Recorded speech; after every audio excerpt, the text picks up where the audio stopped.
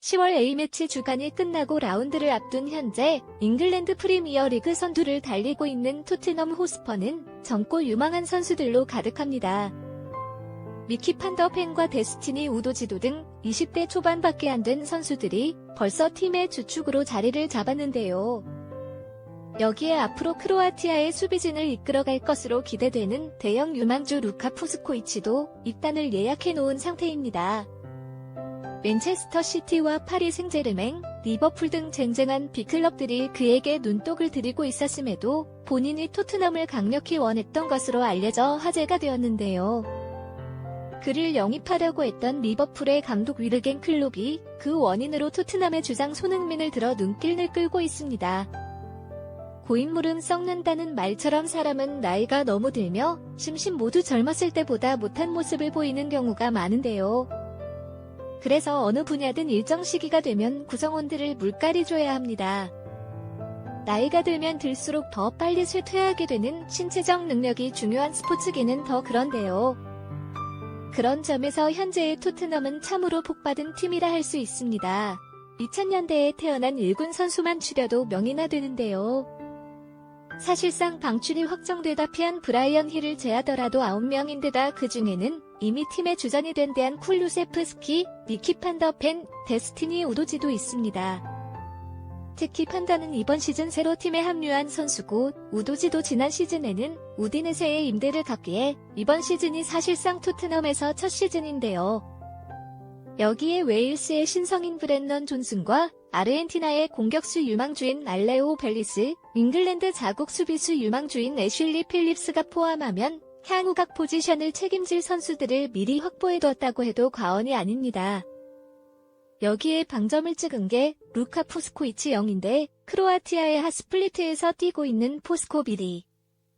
이제 만 16세로 68팀에서 뛸 나임에도 이미 팀에서 성인 1군 데뷔까지 마친 대형 유망주입니다. 빅리그 선수는 아니지만 그가 뛰는 크로아티아 리그가 수많은 스타들의 산실이 그걸 바탕으로 크로아티아가 월드컵이 대회 연속 4강 진출이란 대기록을 세운 걸 생각하면 가벼이 볼 선수는 아닌데요.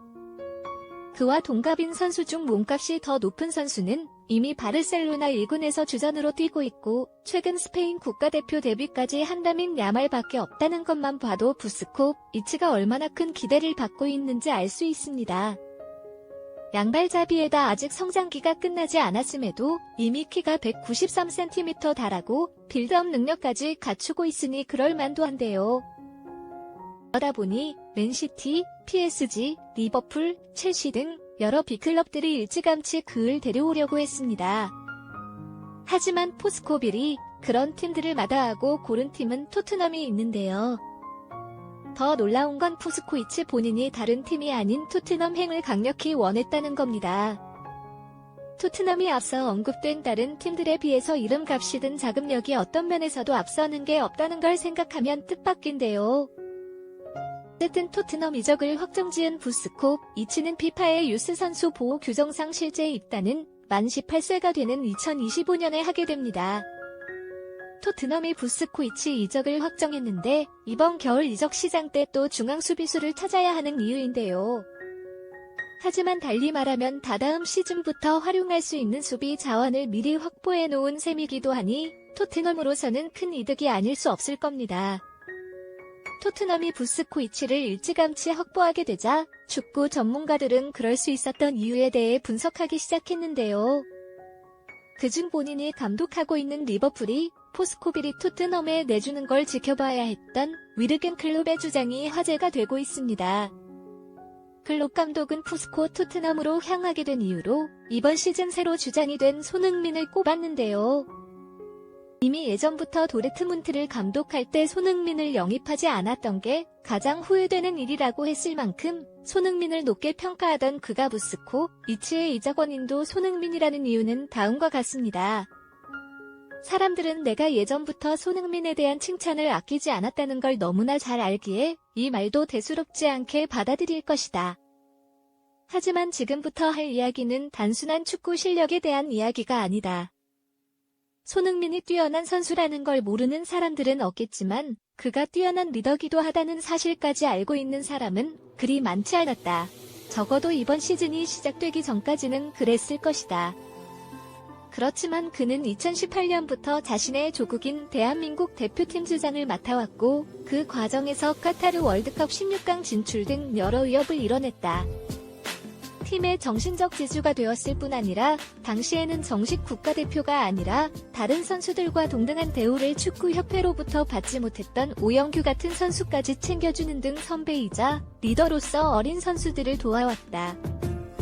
그때 도움을 받았던 오영규 이후 셀틱에 진출하는 데 성공한 것만 봐도 그가 어린 선수들에게 얼마나 큰 도움을 줄 수 있는 사람인지 알 수 있다.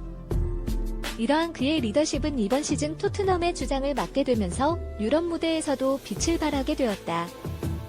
그가 주장이 되면서 지난 시즌까지는 팀에서 큰 비중을 차지하지 못했던 이브 비주마, 파페 사르 같은 선수들도 이번 시즌부터는 토트넘 입단 시 기대받았던 기량을 마음껏 발휘하고 있다.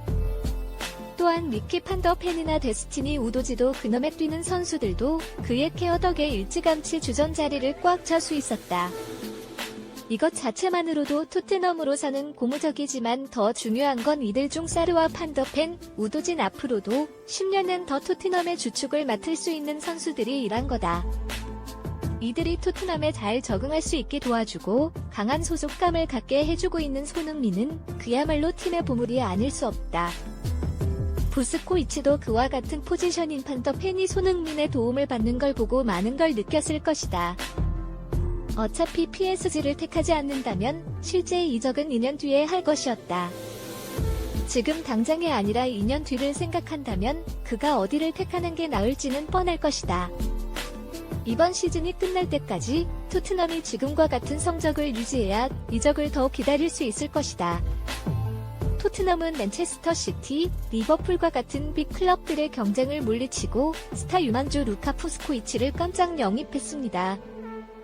크로아티아 출신의 16세 유망주 루카 푸스코이치는 피파의 청소년 선수 보호 규정에 따라 18세가 되는 2025년 토트넘에 입단할 예정이다.